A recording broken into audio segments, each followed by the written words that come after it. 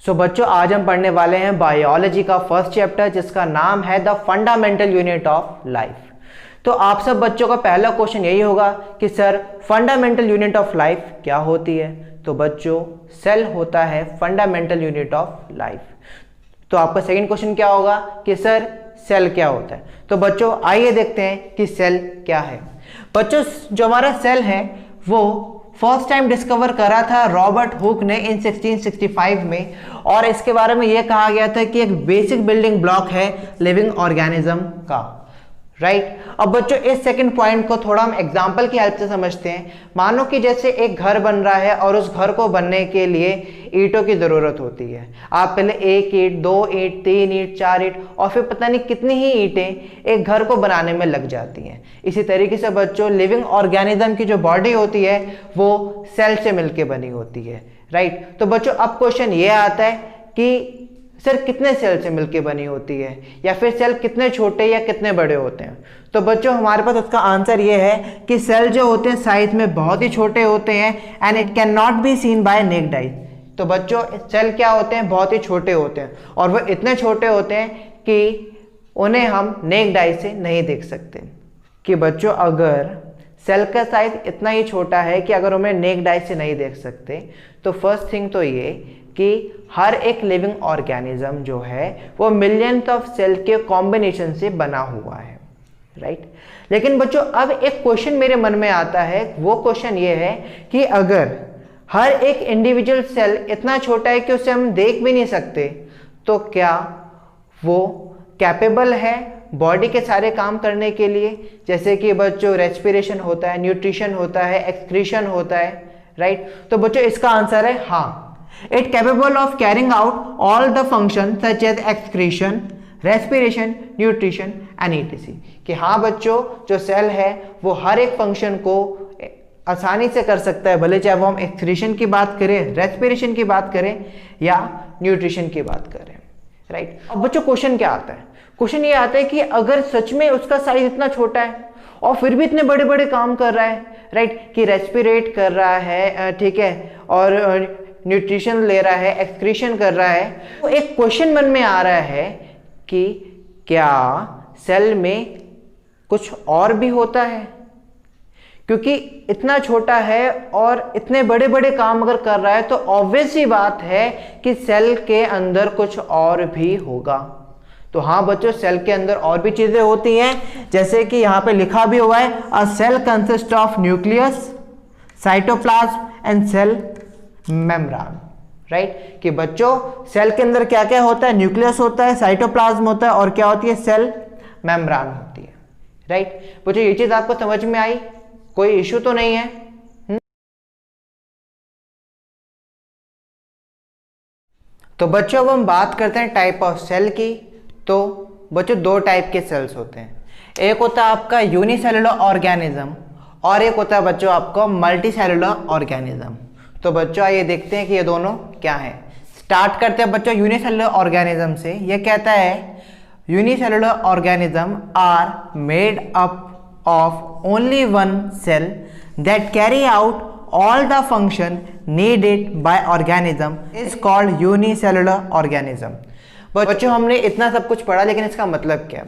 ये कहता है कि जब किसी ऑर्गेनिज्म में सिर्फ एक ही सेल हो, राइट, कि जब किसी ऑर्गेनिज्म में केवल एक ही सेल हो और वही सारे फंक्शन देख रहा है ऑर्गेनिज्म के, उससे हम कहते हैं यूनिसेलुलर ऑर्गेनिज्म।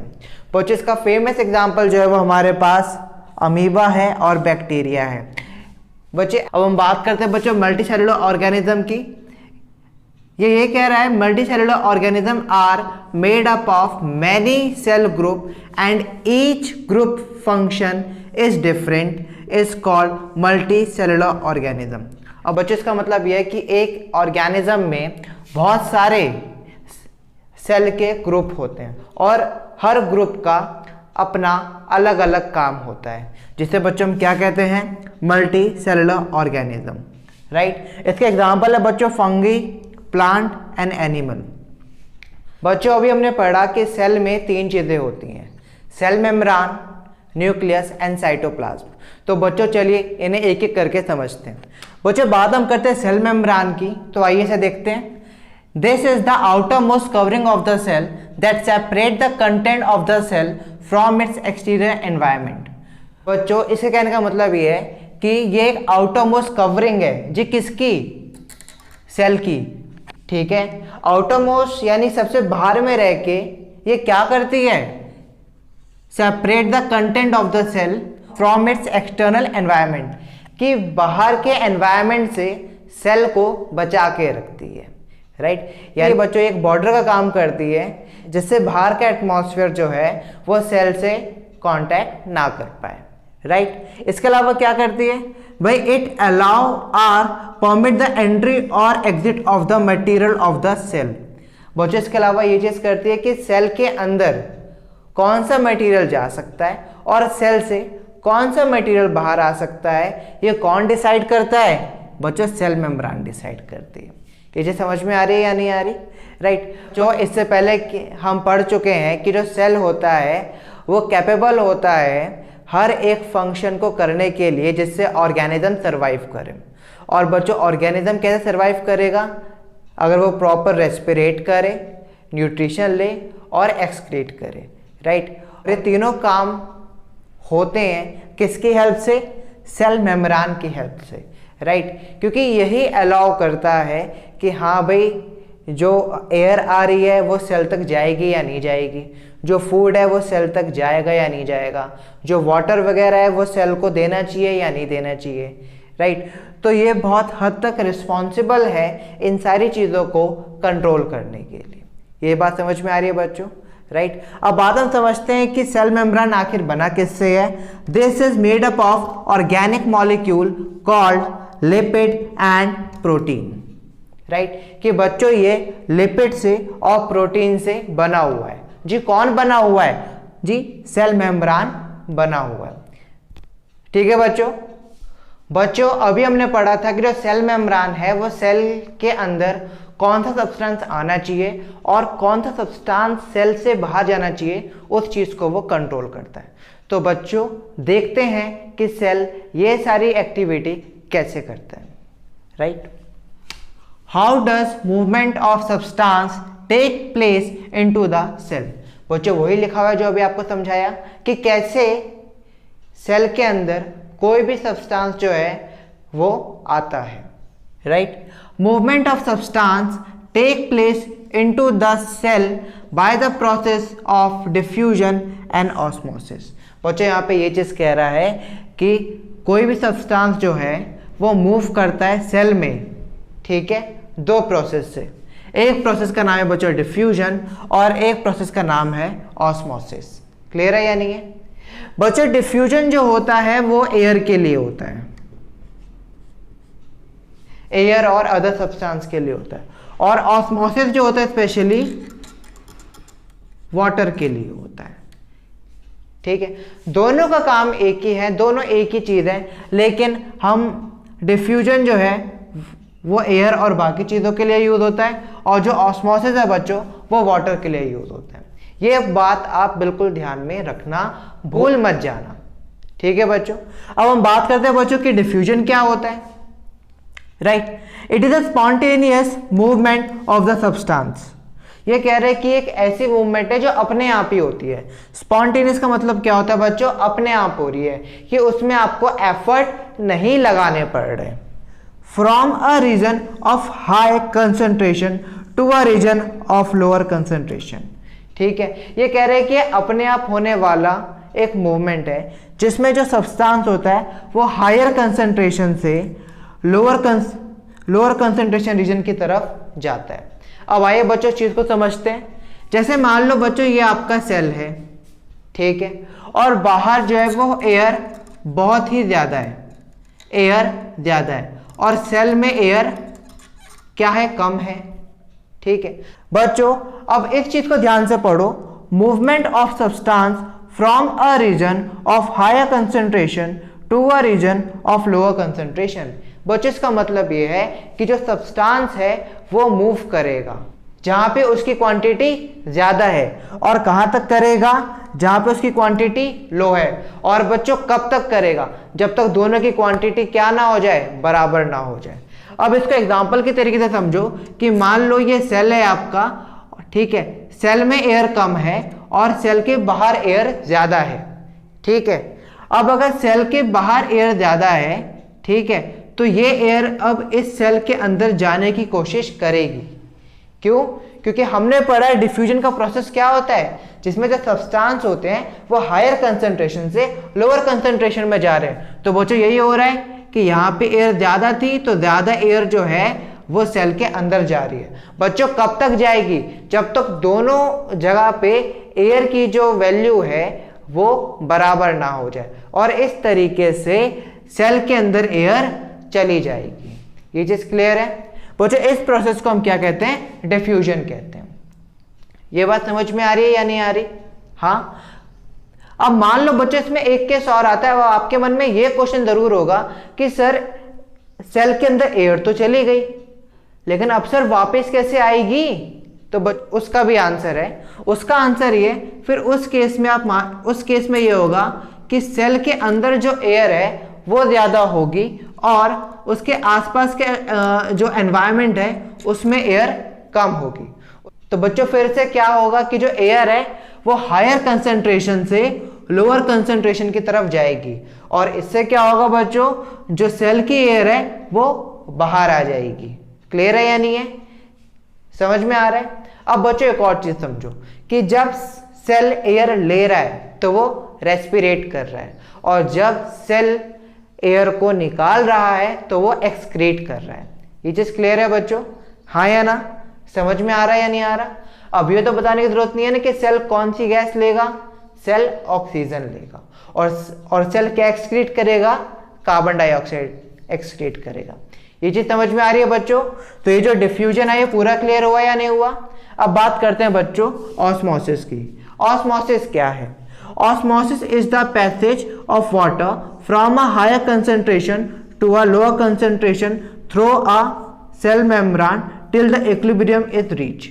बच्चों सेम है, सब कुछ सेम है, बस यहाँ पे अब एयर की जगह क्या लिखना है? वाटर लिखना है।